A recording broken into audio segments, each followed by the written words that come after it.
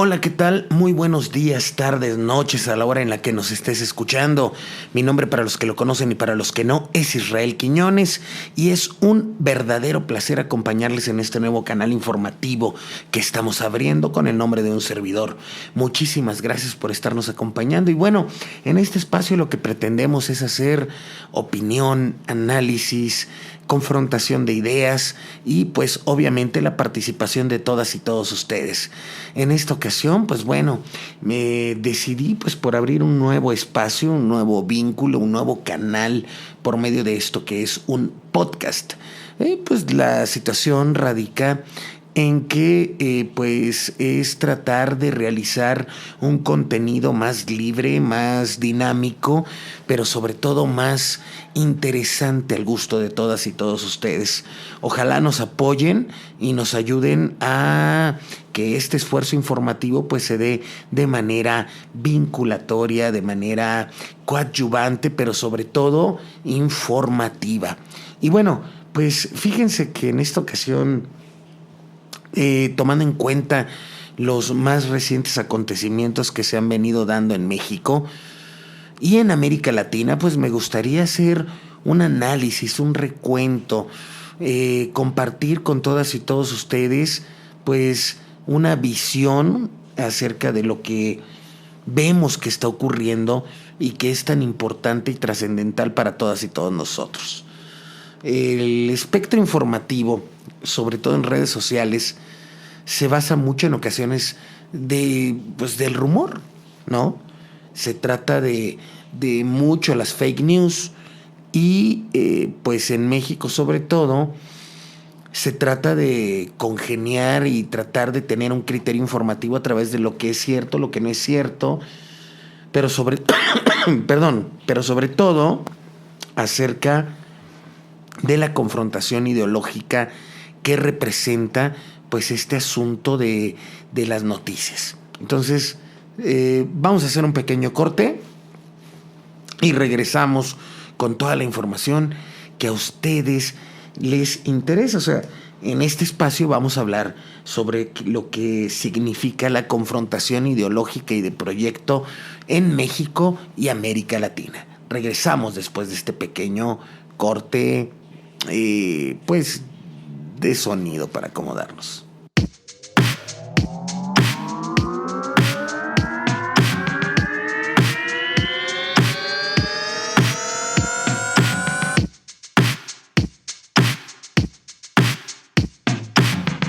Hola, ¿qué tal? Pues bueno, ya estamos de regreso. Muchísimas gracias por estarnos acompañando en esto que es El Cuarto Medio Podcast.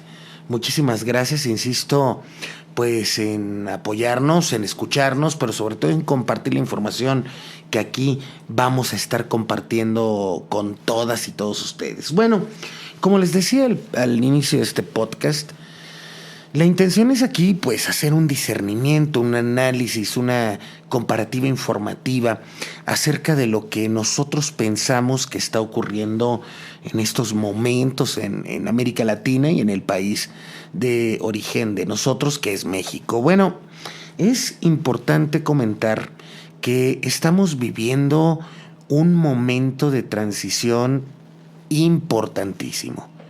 Un momento en el cual, pues obviamente, no solamente se va a definir lo que está ocurriendo el día a día, sino que se está definiendo, yo creo sin exagerar, el futuro de los próximos 15 o 20 años de vida pública, de vida social, en el que pues la confrontación ideológica se ha convertido en la principal situación que está convirtiendo el panorama en una polarización total de la confrontación de las ideas y de los proyectos políticos. Muchas veces lo ha mencionado el presidente Andrés Manuel López Obrador, que estamos en medio de un cambio de régimen, es decir, estamos circulando del régimen neoliberal a una especie de post-neoliberalismo, podríamos llamarlo. porque no se trata ciertamente de un proyecto de izquierda, sino que se trata más de una especie de proyecto keynesiano, es decir, una mejor redistribución de la riqueza. Se supone que debe de haber mejores empleos. Para ello, pues se realizó una reforma laboral en el 2018, bueno, en el 2017, y no es que a Peña Nieto le haya salido la vena democrática, sino que querían ingresar al Tratado Transpacífico que terminó rompiendo Donald Trump. Pero no solamente eso, sino que después, en 2018, se realizó una reforma laboral a la ley secundaria de la Ley Federal del Trabajo, donde se impusieron nuevas normas, aumento a los salarios, pero no terminaron de concretar el cambio. ¿A qué me refiero? Bueno, pues sigue existiendo la Comisión Nacional de Salarios Mínimos, donde es la que rige y propone los cambios al salario de los trabajadores. Además, se continúa con el modelo de Afores, que pues ya vimos en Chile lo que está ocurriendo por este modelo y proyecto neoliberal, y que ha provocado pues el descontento de la sociedad en general allá en la nación sudamericana. ¿Qué ha traído? Pues bueno, que decían no son 30 pesos, sino que son 30 años. Esto a raíz del aumento en las tarifas del metro de aquella nación sudamericana, y que desembocó en una serie de acciones terribles de represión por parte del gobierno que encabeza Sebastián Piñera, y que dio resultado pues como el echar para atrás las reformas que se habían hecho por parte de este gobierno a varios aspectos de la sociedad, además de que se tradujo en que la sociedad chilena protestó por el asunto de que pagan universidades y educación muy cara. No hay educación gratuita, de que la gente termina súper endeudada y crean una desigualdad enorme, porque si bien es cierto que la redistribución de la riqueza es la mejor que hay en América Latina, sigue habiendo ricos muy ricos y pobres muy pobres, y una clase media en posibilidades de extinción y endeudadísima. Lo mismo ocurre en México, con un sistema de pensiones que pauperiza y le quita la dignidad a los trabajadores que han entregado su vida pues en favor de empresas transnacionales o de empresas nacionales, realizando labores para después tener una jubilación digna, o cuando menos un sistema de pensiones dignos. Esto no ocurre, y no se reformó tampoco en la pasada legislación. Entonces, ¿qué ocurre en este momento? Bueno, por eso digo que el proyecto que encabeza Andrés Manuel López Obrador no se trata de un proyecto de izquierda, si acaso es un proyecto progresista, keynesiano, capitalista puro, como lo que ocurre en Argentina, que es lo que decía los Fernández al cuadrado, ¿no? Alberto Fernández y Cristina Fernández de Kirchner, que decían no somos de izquierda, somos capitalistas duros, ¿no? Capitalistas puros. Es decir, que a final de cuentas no se está cambiando de sistema económico, pero sí se intenta mejorar el sistema político. Y eso es algo de lo que ocurre también en México.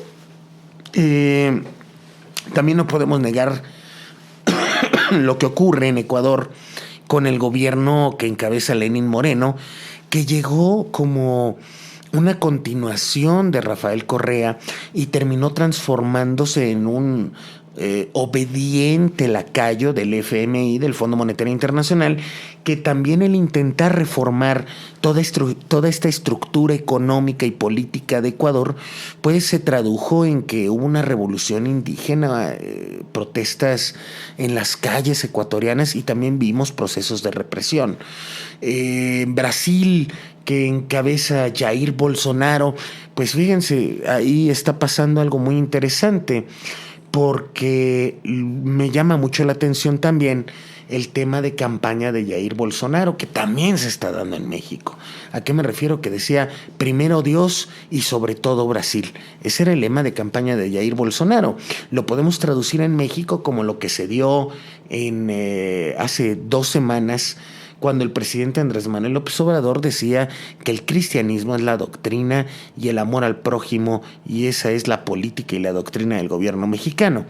Entonces, la confrontación que se está dando entre el proyecto político anterior y el proyecto político actual es el combate a la corrupción, que ha sido verdadera y absolutamente fuerte. No se puede negar eso. Se inició a inicios, válgame la redundancia, al principio de este sexenio, con el combate al huachicol, que produjo falta de suministro de combustibles en las principales ciudades del país, pero también la explosión ahí en el estado de Hidalgo de gente que se estaba robando la gasolina. Pero me llama mucho la atención este tipo de acontecimientos. Aquí quiero entrar a la nota dura. ¿A qué me refiero? Cuando explotó este canal de gasolina, donde la gente estaba enloquecida tratando de extraer este líquido, este hidrocarburo de la tierra, donde estaba como arroyo, ¿no? Corriendo entre las pastizales, y que después se produjo un terrible accidente que dejó muchísimos muertos y heridos. Pues, ¿quién pudo haber taladrado, perforado un ducto, un gasoducto, para que la gasolina corriera y no se la llevaran los guachicoleros? O sea, ¿no parece extraño? Ahora vamos a un tema mucho más fuerte. El tema Culiacán. Esto que ha sido tan criticado por parte de los antiguos conductores del régimen neoliberal, ¿no? Estos expresidentes como Vicente Fox, que la verdad a mí me da pena ajena este hombre, tan beligerante, tan falto de argumento, pero sobre todo tan pendejo. O un Felipe Calderón Hinojosa, que ya tiene toda su familia en la política, a su hijo haciendo campañas en redes sociales, a su mujer que la quiso hacer presidenta de la República para él regresar al poder, pero sobre todo el estar criticando de manera tan dura al régimen que encabeza Andrés Manuel López Obrador. Pero no se trata solo de eso, sino que se trata de que los estados que condujeron a estos hombres fueron estados fallidos. El sexenio de Felipe Calderón sin duda es el sexenio más sangriento de este país. Cuando menos Enrique Peña Nieto pues se ha mantenido callado en el aspecto político, pero haciendo show mediático con su ahora novia modelo, ¿no? Paseándose por París, por España, por toda Europa, poniéndose pelucas en Miami junto con su mujer para salir desapercibidos, que más que desapercibidos parecían ridículos, ¿no? Pero cuando menos él se ha mantenido callado porque sabe que están persiguiendo a todos sus colaboradores en el régimen que él encabezó, en el gobierno, en la administración que él encabezó. Bueno, hasta ahí vamos de acuerdo, pero el verdadero choque de opiniones se mantiene entre la derecha mexicana y el actual gobierno.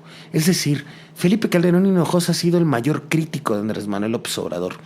Y me refiero a este tema de Culiacán, donde las huestes calderonistas salieron a criticar lo que llamaron ellos, pues, el estado fallido de Andrés Manuel. Pero no se trató de un estado fallido, se trató de un operativo, como el mismo gobierno ha aceptado, mal planeado. Pero ahora, aquí es donde inician pues las preguntas que lógicamente debemos de hacernos ya pasados los días y analizando con más detenimiento lo ocurrido. Y es que tenemos que recordar que el gobernador de Sinaloa, un día antes, tuvo una reunión con el director de la DEA norteamericana. Esto es importantísimo, porque pareciera que los grupos del crimen organizado que se presentaron en este asunto del Culiacanazo, del hoy llamado Culiacanazo, pues resulta que parecía que estaban muy bien informados de cuándo iba a ocurrir, cómo iba a ocurrir y cuántos elementos iba a haber, al punto de que rodearon la unidad habitacional del ejército mexicano, donde amenazaron a las familias de los soldados y no soltaban a Ovidio Guzmán, hijo de Joaquín Guzmán Loera. Entonces, ¿Qué ocurrió en este asunto? Bueno, pues habríamos de ponernos utópicos y analizar qué hubiera pasado si estos elementos del crimen organizado hubieran disparado a matar en contra de la unidad habitacional donde se encontraban las familias de los soldados mexicanos. Pues que hoy no estaríamos hablando tan tranquilos y que estaríamos con un ejército completa y absolutamente enojado por haber querido mantener capturado y cautivo al hijo del líder del cártel de Sinaloa y con sus familias heridas o muertas. Entonces, no fue una situación furtiva, no se trató de algo planeado en el momento. Esto obviamente fue algo muy bien trazado y delimitado desde antes. Después vimos las declaraciones de un general activo que fue subsecretario de la Defensa, que este general pues prácticamente estaba llamando a las Fuerzas Armadas a la insurrección en contra del gobierno de Andrés Manuel López Obrador. Me llama mucho la atención que se den este tipo de insurrecciones por parte de un general brigadier de las Fuerzas Armadas, pero sobre todo tan afín al gobierno de Felipe de Jesús Calderón Hinojosa, mejor conocido como el comandante Urolas, que militariza el país, genera una serie de actos terribles su gobierno y sobre todo la desestabilización de la seguridad de las y los mexicanos, que hay que verlo también desde otro punto de vista. El mantener al país bajo un estado de terror le dio la oportunidad para generar políticas neoliberales intransigentes y en contra del interés público y afectando con varias reformas. Es más, ponerlo de esta manera, cuando iba a salir Calderón, se hace una reforma laboral que afectaba de manera flagrante los derechos de las y los trabajadores en México, dejándole el camino tendido a Enrique Peña Nieto. Además de que Calderón llega con legítimas dudas fundadas, es decir, con una deslegitimación de su gobierno, de su llegada al gobierno, acusado de fraude electoral y comprobado que había serias inconsistencias en la votación que se llevó en 2006 para que él llegara al poder. Entonces, ¿de qué se trató esto? Pues que él intentó legitimarse a través de la fuerza y de la militarización del Estado mexicano. Peña Nieto continuó con esta política represiva, se dio la desaparición de los 43 estudiantes de Ayotzinapa, se dio serios casos de abuso en contra de buena parte de la sociedad, de comunidades indígenas, de activistas, de asesinatos y asesinatos de periodistas. O sea, estábamos saliendo de un sistema político verdadera y absolutamente podrido. Entonces, ¿qué nos lleva a pensar que las cuestiones que han estado ocurriendo durante el gobierno de López Obrador, como el Culiacanazo, pues son simples actos casuales que se han venido dando por la inseguridad y la violencia que todavía mantiene al país en vela? Vámonos a un pequeño corte y regresamos para seguir platicando de este tema.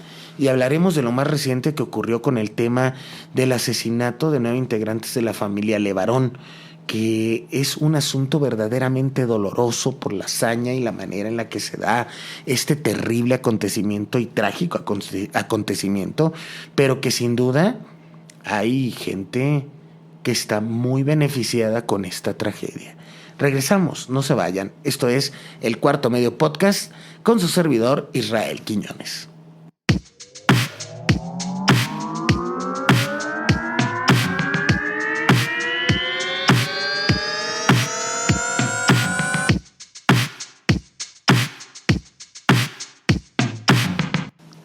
ya estamos de regreso aquí en el Cuarto Medio con su servidor Israel Quiñones. Muchísimas gracias por estarnos acompañando, insisto, y les pido, pues ayúdenos a compartir este espacio, pero sobre todo déjenos su opinión, compártanos lo que piensan y hagamos de esto un trabajo de análisis periodístico, pero sobre todo de participación proactiva por parte de todas y todos ustedes.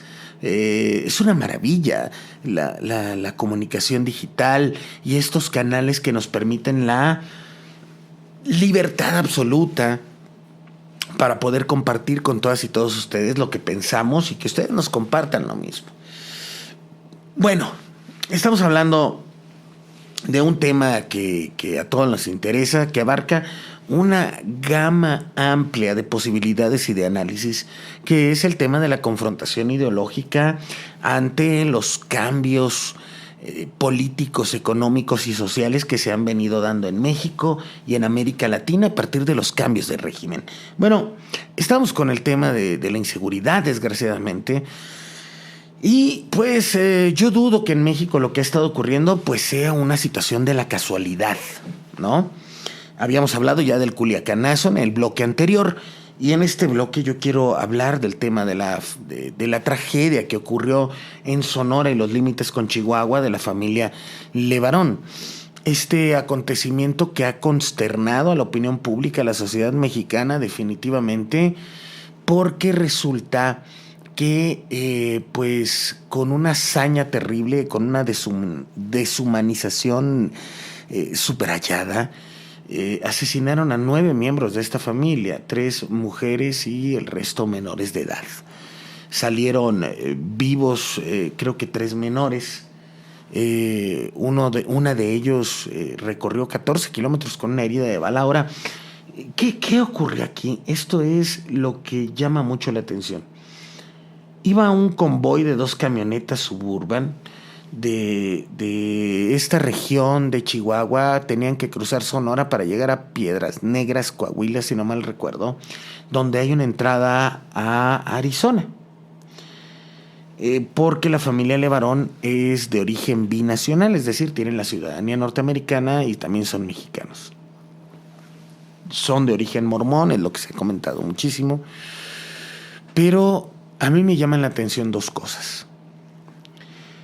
La hazaña con la que se hizo este atentado, que las armas son de origen norteamericano, según lo que dijo el gobierno de la República, que donde ocurrió esto fue en Sonora, en el municipio donde nació el secretario de Seguridad Pública, el señor Durazo, que creó la Guardia Nacional. Puede uno estar de acuerdo o no con su visión, pero el día de hoy es el secretario de Seguridad Pública.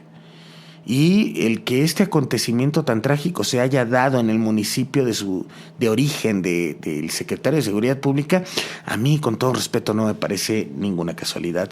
Número 3, las armas que fueron utilizadas, que aparte de ser norteamericanas, de origen norteamericano, eran armas de alto calibre que no cualquiera puede acceder. Entonces, para empezar, la manera en la que se hicieron las cosas, la forma en la cual se realizó este atentado, la hazaña, la deshumanización, la crueldad, no creo que sea una casualidad ni obra de cualquier hijo de vecino. Se trató de algo bastante bien planeado y que iba dirigidos contra ellos. Se dice que Julián Levarón, después de, si no mal recuerdo, en 2013, después del secuestro de su sobrino de 16 años, se convierte en activista. La familia Levarón, que tiene pues negocios sobre todo de giro agropecuario, crean autodefensas. Y pues hartos del crimen organizado se vuelven activistas para, pues, en contra de la situación tan violenta y de inseguridad que ellos estaban viviendo. Julián Levarón, después del asesinato del hijo de Javier Sicilia, se unen junto con el poeta y crean ellos juntos este movimiento por la paz y dignidad. y generan pues todo este asunto, ¿no? Durante el gobierno de Enrique Peña Nieto. Entonces,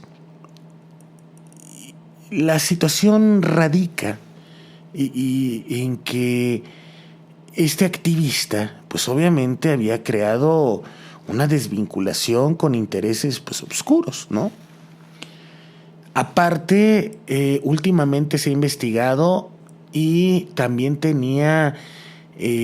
había asistido a cursos de NXIVM, esta organización tipo secta que tiene sus orígenes en Estados Unidos y que en México encabezaba Emiliano Salinas, el hijo del expresidente Carlos Salinas de Gortari, y que el día de hoy todos sabemos el resultado de pues qué ocurrió con NXIVM, que el líder lo metieron a la cárcel en Estados Unidos, que había abusos sexuales y demás situaciones pues terribles dentro de toda esta situación.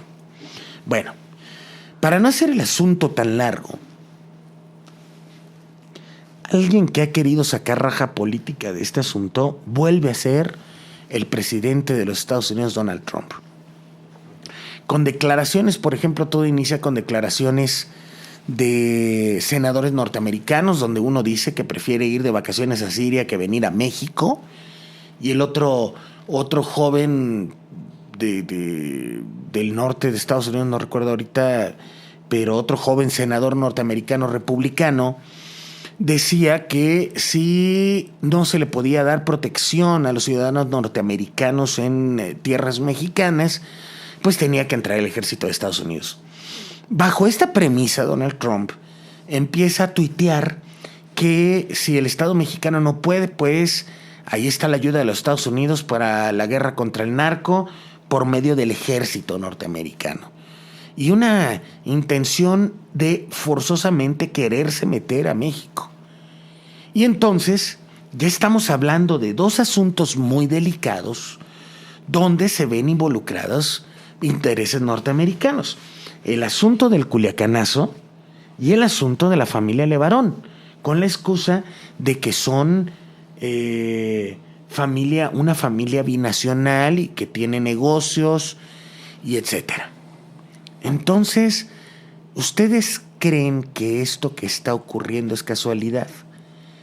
Que se diera este asunto, esta tragedia tan dolorosa, porque hay que decirlo, es doloroso, independientemente de si son empresarios, si no son empresarios. Es tan doloroso como la masacre que se dio en Veracruz de 13 miembros de una misma familia que estaban en una fiesta y que llegó un comando armado a asesinarlos. Es tan doloroso como cualquier feminicidio. De verdad, y no debemos, para empezar, acostumbrarnos a la violencia. Pero bueno, este es el tema con el que quiero cerrar este podcast. Pero para ir claros, aquí hay algo que es un común denominador, y es la intención de politizar la violencia en el país. Se da esto después de dos acontecimientos que tienen que ver con Latinoamérica y con el país mexicano, con el país azteca. Que este lunes 4 de noviembre, se dio la visita del presidente electo de Argentina, Alberto Fernández, con Carlos Slim a una comida de negocios para que invierta en telecomunicaciones y invierta en Argentina. Y dos, obviamente, lo más importante, la visita de este mismo presidente electo con el presidente de México, Andrés Manuel López Obrador, a buscar el apoyo y generar un eje progresista entre México y Argentina. Mientras esto ocurría este lunes, el domingo pasado se dio una reunión en Cuba donde estuvieron presentes Rafael Correa, el presidente Maduro de Venezuela y el líder del Partido Comunista Cubano, el señor Castro. Y en este espacio de esta convención progresista que se dio en La Habana, Cuba, Maduro dice que México es el faro de luz de Latinoamérica para recobrar el impulso progresista. Y entonces los intereses norteamericanos, pues lo que menos pueden concebir es que México se una a un proyecto progresista con Latinoamérica. Al final de cuentas, ustedes dirán, estamos mal en muchos ámbitos, tenemos serios problemas, pero algo que es real y que nadie puede negar, mis queridas amigas y amigos, es el hecho de que México ha mostrado una estabilidad a pesar de los esfuerzos vendepatrias de los anteriores gobiernos. Debemos de reconocer que ha habido una estabilidad política, social y económica dentro de toda esta esfera que estamos describiendo. Pero en este momento, el choque de proyecto político entre el neoliberalismo y lo que representa este cambio de régimen es un asunto brutal que está trayendo toda esta polarización que estamos viviendo en este momento. Y obviamente los medios no son la excepción. En una conferencia de prensa de la semana pasada donde se estaba explicando lo del Culiacanazo, si no mal recuerdo la del jueves, la prensa mexicana se le fue a la yugular, no toda la prensa mexicana, algunos reporteros se le fueron a la yugular al presidente de México.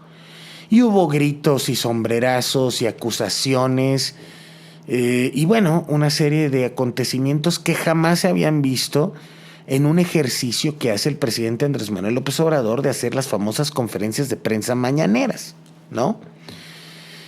Que es un ejercicio político que marca agenda, que es propaganda presidencial, lo que ustedes quieran, gusten y manden.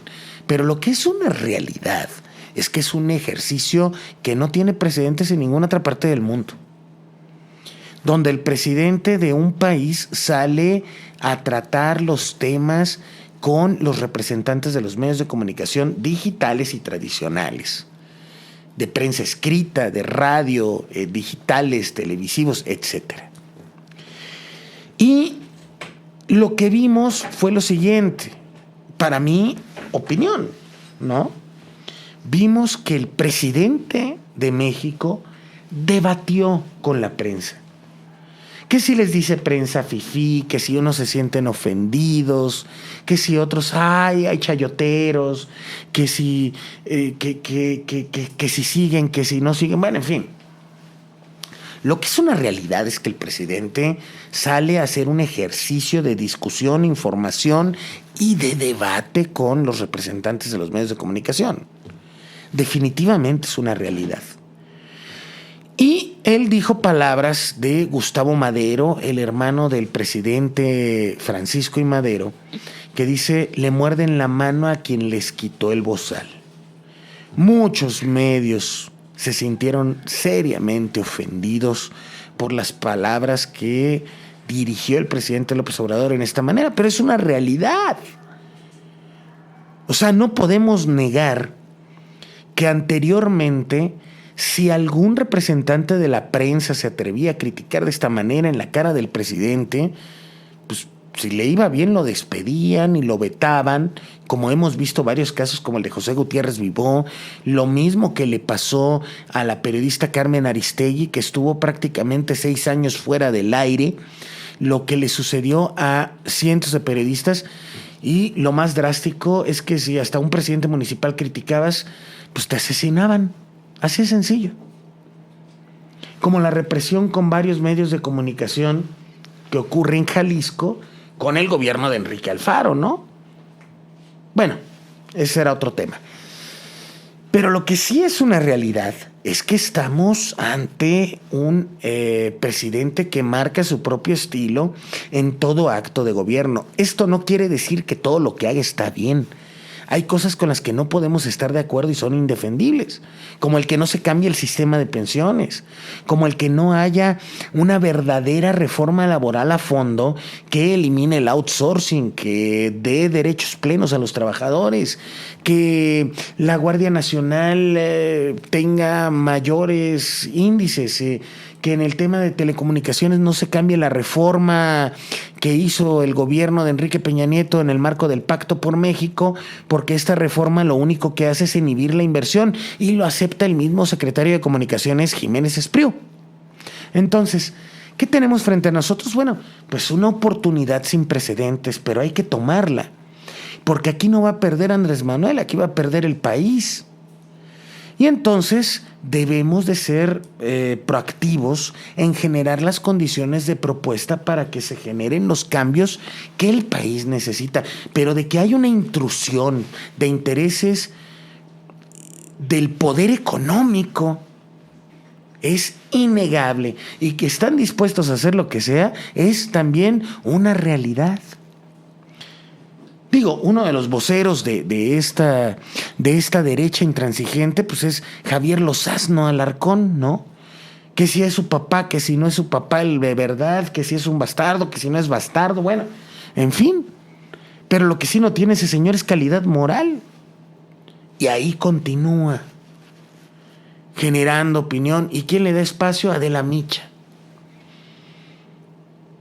El hermano del el hermano de la señora Zavala, Juan Ignacio Zavala, que fue un mantenido durante el gobierno de su cuñado y que sigue en ese espacio. ¿Por qué menciono esto? Bueno, porque el día de hoy, que es 6 de noviembre, lo estamos grabando esto en la noche, pues se dio que estaba Federico Arreola, Javier Lozano y este señor Zavala, y comenzaron a insultar a Federico Arreola. Federico Arreola se para y se va.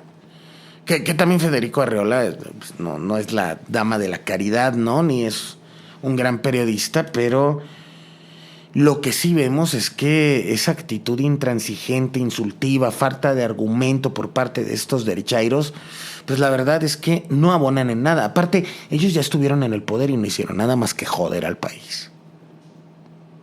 Yo creo que con esto acabamos, mis queridas hermanas y hermanos, y pues vale la pena entender o tratar de entender bajo un análisis un poco más amplio, pues qué es lo que está ocurriendo. En conclusión, lo que estamos viendo es que Latinoamérica está viendo una oportunidad única, donde México se adhiera a este eje progresista que se está proponiendo desde el Grupo de Puebla, que es la antítesis del Grupo de Lima.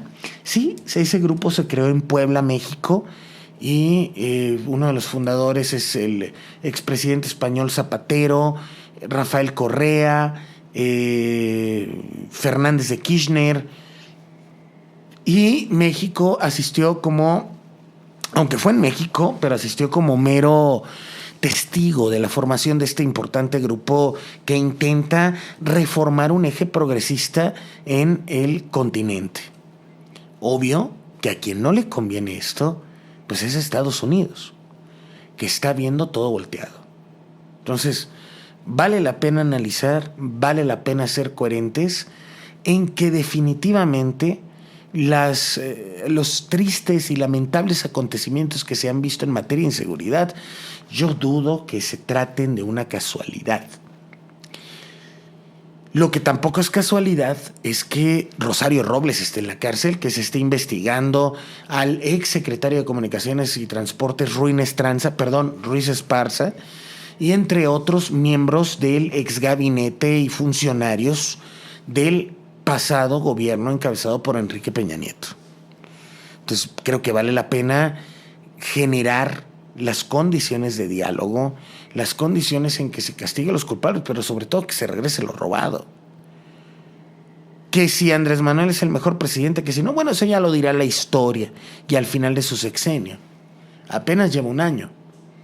Entonces vale la pena analizar que estamos en medio de una transición fuerte, compleja, y que va a traer muchos golpes de timón, pero pues depende también de la sociedad mexicana, de la organización civil, pues que esto sea en favor de las y los mexicanos.